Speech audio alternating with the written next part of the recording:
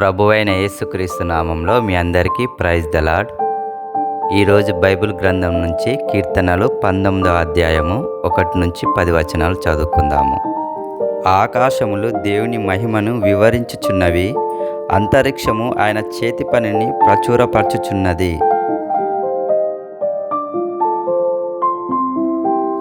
పగటికి పగలు బోధ చేయుచున్నది, రాత్రికి రాత్రి జ్ఞానము తెలుపుచున్నది. వాటికి భాష లేదు, మాటలు లేవు, వాటి స్వరము వినబడదు.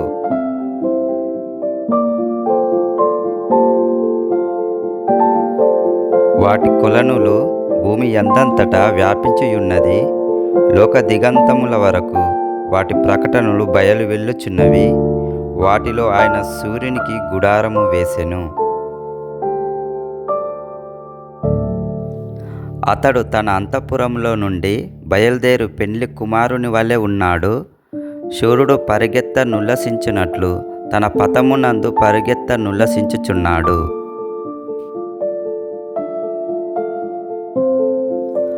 అతడు ఆకాశమున ఈ దిక్కు నుండి బయలుదేరి ఆ దిక్కు వరకు దాని చుట్టూ తిరిగి వచ్చుచున్నాడు. అతని వేడిమికి మరుగైనది ఏదియూ లేదు.